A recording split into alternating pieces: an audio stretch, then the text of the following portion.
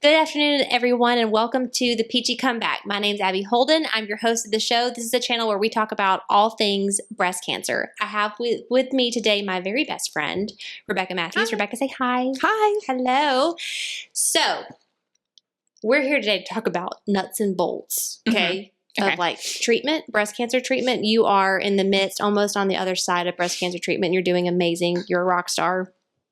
But today I want to talk about like some practical advice because there are so many women out there right now deciding like, oh my gosh, they're coming to grips with, I may lose my hair or I'm probably going to lose my hair. And it's a horrible feeling. I can't explain it. But like if you're, there's a reason that we all have hair. Okay. So I decided to just let it go. Let it go, mostly because I have really thin hair. And I researched cold capping, but my biggest fear was that I would be like 3 sprigs, like just a few pieces. It's not going to be good for my confidence. So I elected to just let it all go and do the whole wig, capping, and all that stuff. You, however, chose a different path, and I want to talk about it because I know there's a lot of women out there doing the research on it, but you elected to do cold capping.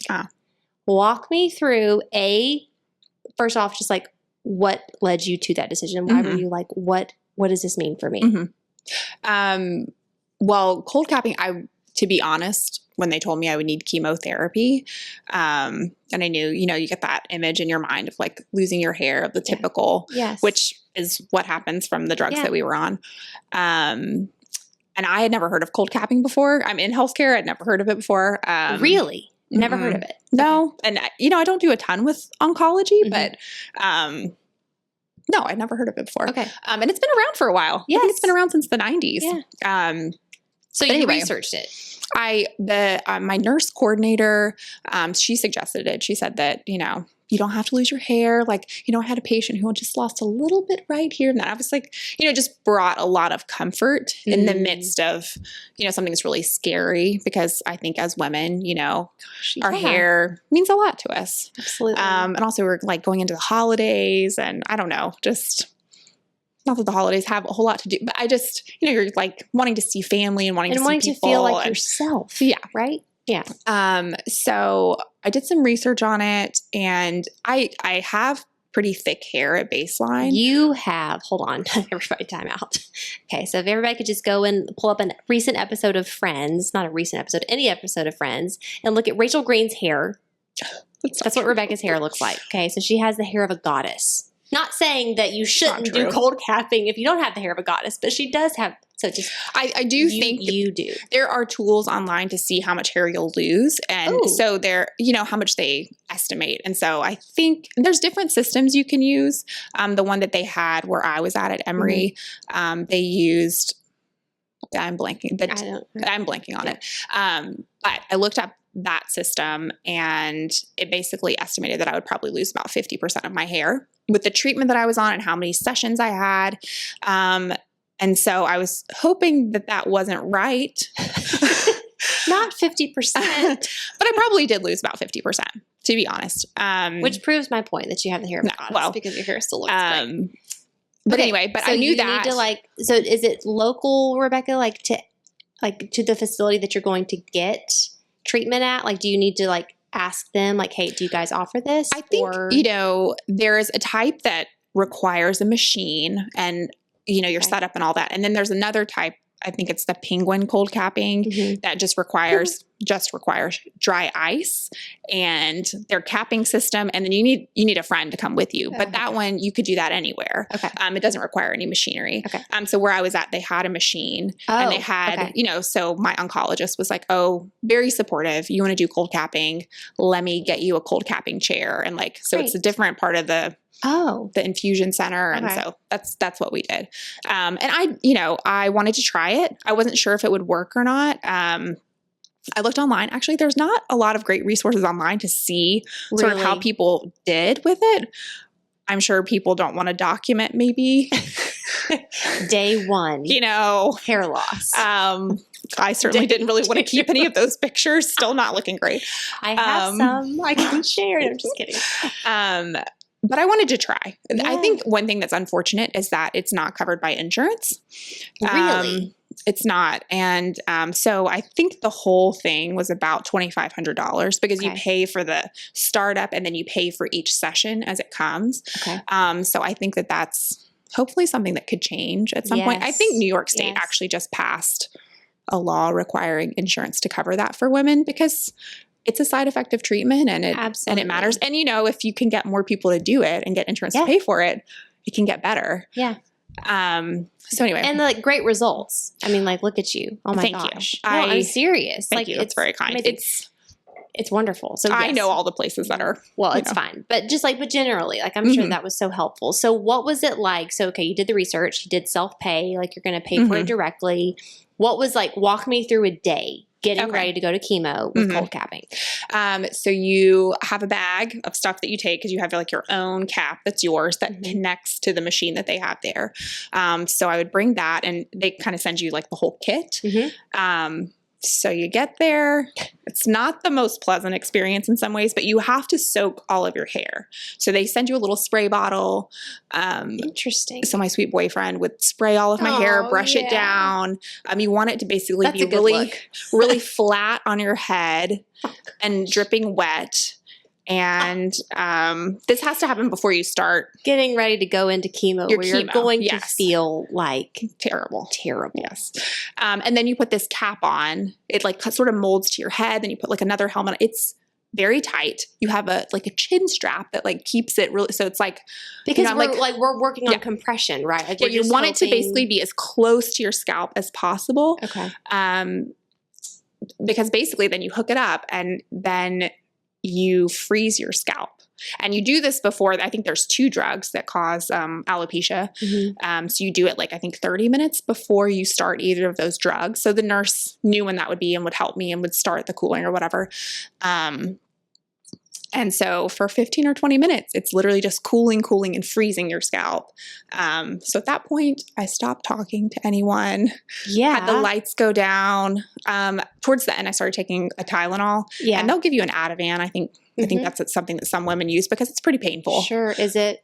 It's more painful than you probably thought, like on the first go around. I feel like I remember you being like, I got the worst headache. It's pretty bad. Sudden and severe. Yeah. But then you sort of like managed it. I mean, your scalp freezes after like... How good can you feel 20 with minutes. A frozen cap and doses of chemo running through your body? So but you managed it, like what I managed it. Saying. I managed it. Some people can't. And, you know, people just have different levels of like pain tolerance, pain receptors. Yeah. For me, it was a pretty bad headache for about 20 minutes. I just couldn't really talk and I just had to keep my eyes closed. And so then you keep that on. You can't really hear because it's covering your ears. I was also trying to freeze my hands too. So my hands were in these like frozen mitts. I think I FaceTimed you at one point and you looked like the cutest penguin. You were like, I'm sorry, I can't really talk to you, but I think like Michael had answered the phone for you. And I you was were just like, I can't hear you and I can't really see anything. So goodbye. Yeah. I think that was something I didn't expect was like the not hearing. You know, like you can't like even, you could watch TV somewhat, but like it's just not a great, Now this is like super picky, but I remember like one treatment, like it's important how they place the cap on you and they need to make sure that they get it in all of the right places. I think one time it got placed a little bit far back and you were like a little bit. I mean, I think it was a little bit far back. It's hard to say. I'm sure it was too far back. Yeah. But then, you know, my poor hairline is just, it's like receded really far back. Yeah. So I'm like doing my comb over now to try it's a beautiful comb over. I love it. Thank you. But where the thing inserts into the machine is back here. So my hair back here is luscious and thick and none of that fell out. But up here and then up here, there's some like folds. So I have some bald spots here. Yeah. So there's definitely significant bald spots. And in about a month or 2, I'll have baby bangs right here, just lining. We're going to get you on for that to see the baby bangs. Okay. So yeah, but definitely positioning is important. And, but I don't know how to like make that really, I think again, you know, like I think we talked last time about just advocating for yourself. So just, you know, making sure that it fits the way that, you know, you can feel your hairline and you can feel sort of where it needs to be. So I would just say, if you're paying the money for it and it's significant, so advocate for yourself. And, you know, the nurses are there to help you. They want to help you. How important do you feel like it was just like for your psyche? To have my hair. Yeah, to have your hair. I think it was good and bad. Ooh. I'll say the good first. I think it was good in that it gave me a level of privacy. You know, Which is so important. you know, and you could speak to that, like, Yes. of not having that, you know, people could look at you and basically immediately tell, like, okay, you don't feel normal. Like you don't feel normal, you're going through cancer. And it gave me a level of privacy of like, yeah, they didn't know necessarily. And they might be able to tell, like, oh, you look swollen, or you know, you don't look great.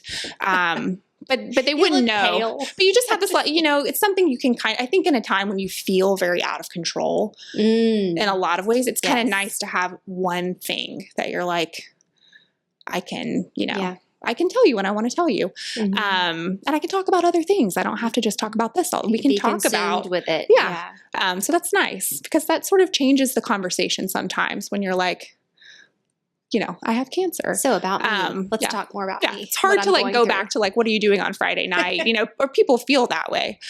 So it's nice. Yeah. I think the thing that's hard that I didn't anticipate is, you know, I do have bald spots. I have lost a lot of hair, and you don't know how much hair you're going to lose. And so the stress, and I think it's actually something that they research is like the happiness level. And I think that sometimes they say that women that just are like, I'm just letting go of my hair and I'm just, this is me. Yeah. You know, this is my life. It's actually can be a little bit more peaceful than like, rather than like every week you're like, am I losing more than the 50% projected? Exactly. Like, I don't know. I'm like, I'm still losing it, you know. And even I finished chemo in January. But I just got to a point where I'm not losing so much hair maybe 2 weeks ago. Yeah. So that's been like at least 2 months where I was still losing tons of hair, and it's stressful, you know? Yeah. So I would say that's a really interesting point that I never would have thought about. Yeah. So it's kind of like pick your poison. Like, and I think for me it was worth it. But yeah, but it was still stressful, still has times of, and I think the other thing I didn't really anticipate is that even though your hair is there, you can't do anything with it because it's so fragile. So literally I'm washing my hair once a week. It's cowlicked, rat's nest. Like I had to buy this like wide tooth comb and just like barely just. That's a good look right there. You know, people couldn't tell I had cancer, but they probably thought maybe some hygiene classes would help. Yeah, hygiene class. You know, basic hygiene, PE 101. Yeah, so you kind of have to like, you just have to be okay with whatever it's going to be. At least shower every other day, ma'am. Yeah. I was trying. So I sort of felt myself explaining myself to certain people. I'm like, I can't wash my hair.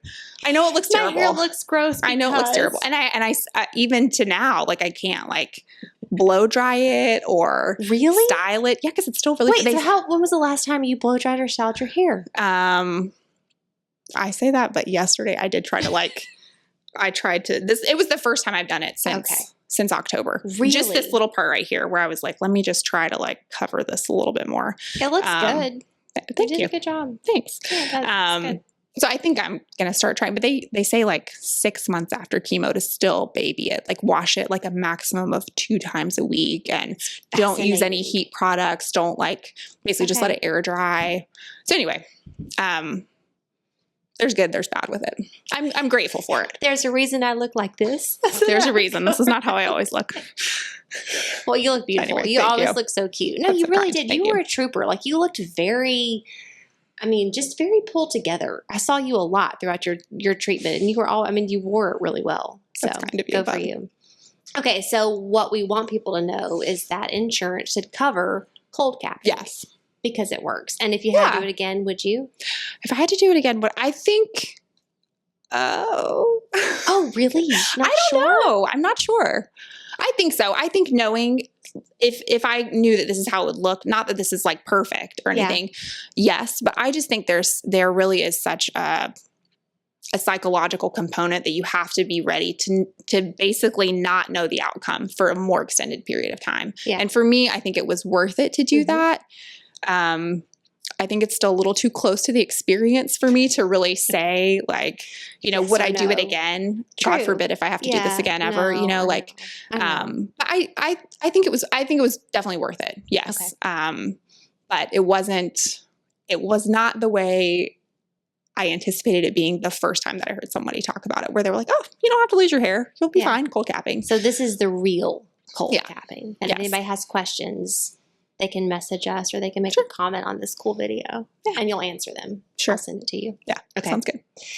Thank you guys so much for watching. I mean, you're just a warrior. I can't believe it. I mean, you really did an amazing job. You kept your hair. I would have had 2 sprigs of hair and I would have had a really bad comb over and everybody would have been like, please shave it. Like, dear God, spare us all.